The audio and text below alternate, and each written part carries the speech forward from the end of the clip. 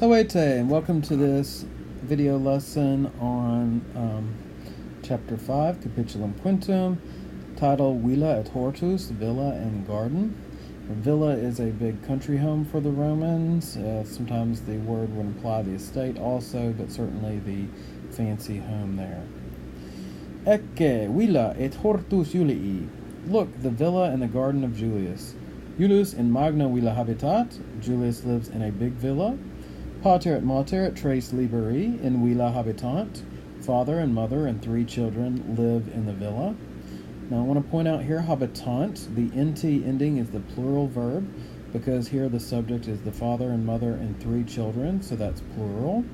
If you have 1 and 2, in other words, 2 things linked by an and as a subject, or if you just have more than one person somehow, 3 children, so on, more than one thing, then you need a plural verb, right? So habitant, changing the T on the end to an NT makes it the plural verb form. Julius et Aemilia tres liberos habent. Julius and Aemilia have 3 children. So there's the NT verb ending again, habent. And now we have an accusative plural liberos. That os ending, that long os, is an accusative plural masculine ending. So we had accusative singulars in the previous chapter, like eum or marcum or Juliam. This os ending makes a plural object, a plural here direct object of the verb. Aemilia and Julius have what? They have 3 children, plural object, liberos. Duos filios, 2 sons, et unam filiam, and 1 daughter, non duos filios, not 2 daughters. So looking at those words, the duos filios, again, has the masculine accusative plural. Then unam filiam, that's our singular accusative from the last chapter. And those are, of course, feminine. And then non duos filios, the long os ending, or the long a plus s, that is the feminine accusative plural ending for a feminine plural object. So going on, in villa, in the villa, multi servi habitant, many slaves live. There's that nt plural verb ending again. Dominus eorum est Julius. Their master, or the master of them, is Julius. Notice that this pronoun eorum, a lot of times these he, she, it, and they pronouns will have an e for the sort of root, the main part of the word, and then they'll have an ending after that. So here, almost all of this word is ending. The orum part tells us hey, genitive plural. Think back to chapter 2. Remember that means like possessive, right? So it's a possessive plural ending. And then the just tells you, hey, I'm a pronoun. So the master of them, or their master, is Julius. Is multo servos habet. He, is the pronoun for he, has many slaves. And there's that os ending again for a plural masculine object. Ancillae quoque multi in villa habitant. Also many slave women live in the villa. Domina earum est Aemilia. Their mistress is Aemilia. Now notice earum looks very similar to eorum up above. Earum has the arum ending, which we saw previously is a feminine genitive plural. And this again is a pronoun. We know that by the fact that it starts with an E. And so it means theirs or of them, right? It refers to the women slaves. The mistress of them or their mistress is Aemilia. Ea multas ancillas habet. She has many slave women. So Ea is she, nominative subject, just like we had is a minute ago, which means he, nominative masculine subject. And then the multas ancillas, notice the long a and the s at the end. Those are again the accusative plural feminine endings, which we use for plural objects. Object of the verb habet here. She has what? She has many slave women. Julius in villa sua habitat cum magna familia. Julius lives in his villa with a big family. Pater et mater habitant cum Marco et Quinto et Julia. The father and mother live with Marcus and Quintus and Julia. Julius et Aemilia in villa habitant. Julius and Aemilia live in the villa. Cum liberis et servis et ancilis, with the children and the slaves and the slave women. Villa Julii in magno horto est. The villa of Julius is in a big garden. In Italia sunt multae villae cum magnis hortis. In Italy there are many villas with big gardens. So several times here we've had this new preposition cum, meaning with, and I'll point out some things about that. It takes the ablative case, as we've already seen with in. Remember, we've seen sentences like in Italia, in Insula, in Tuscolo, in Oppido. So these phrases like in Italy, in Italia, or in Oppido would be in the town. Those have the ablative case as the object of the preposition in. Now, for masculine and neuter words, the ablative singular is a long O, like Marco and Quinto there. For feminine words, the ablative singular for the object of that preposition is a long A, right? Like Julia with a long mark on the A. We also in this chapter have some new ablative plural endings. So notice that phrase cum liberis et servis et ancilis, which is in line 11, with the children and the slaves and the slave women. I will point out there that liberis and servis are masculine, but ancilis is actually feminine, right? Because ancilla is a slave woman. Well, basically all three of those words, even though some are masculine, some are feminine, they all have the "-is" ending. So that's one thing to note, is that this ablative case, masculine, feminine, and neuter, they all end with the "-is" in the plural. So if you want to say with towns, cum oppidis, with children, cum liberis, with women, cum feminis, right? It's always going to end with "-is" in the plural. All right, let's go on with the villa Julii. Villa Julii in magno horto est. Villa of Julius is in a big garden.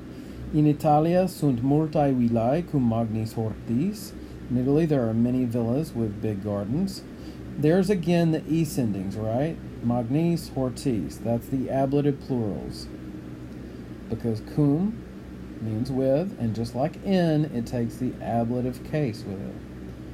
In hortis, in the gardens, sunt rosae et lilia.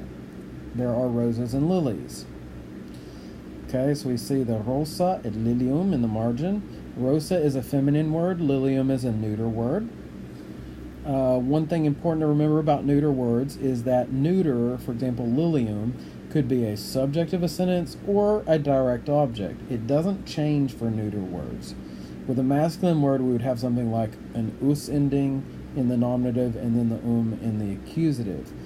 But it doesn't change for neuter, okay? So nominative and accusative, subject and object, the word looks the same. Julius multas rosas et multa lilia in horto suo habet.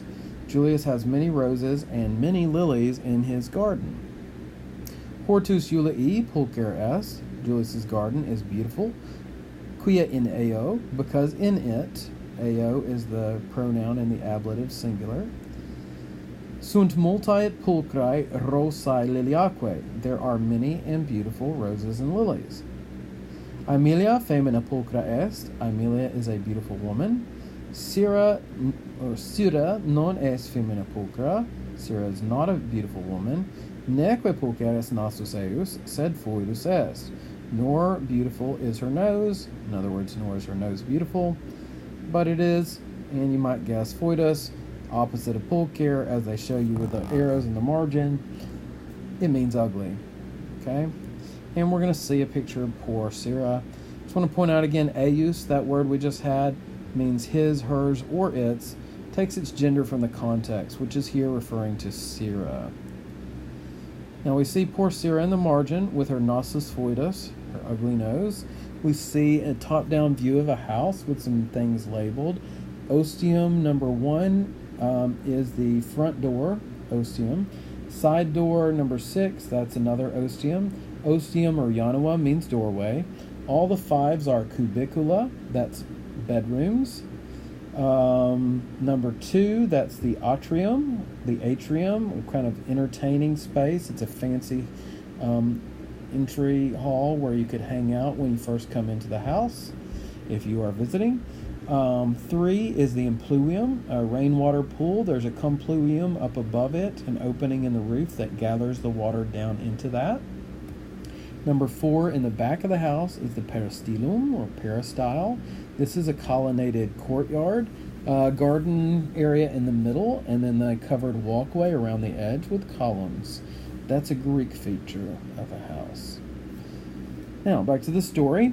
Sura, quae bona ancilla est, Sira, who is a good maid servant, nasum magnum et foedum habet, has a big and ugly nose. Julius est vira Aemiliae, feminae pulchrae. Julius is the man or husband of Aemilia, a beautiful woman. So vir can be man, or more specifically, husband. Kind of like when we say man and wife. Julius Aemiliam amat. Julius loves Aemilia, quia ea pulchra et bona femina est, because she is a beautiful and good woman. Aemilia Julium virum suum amat.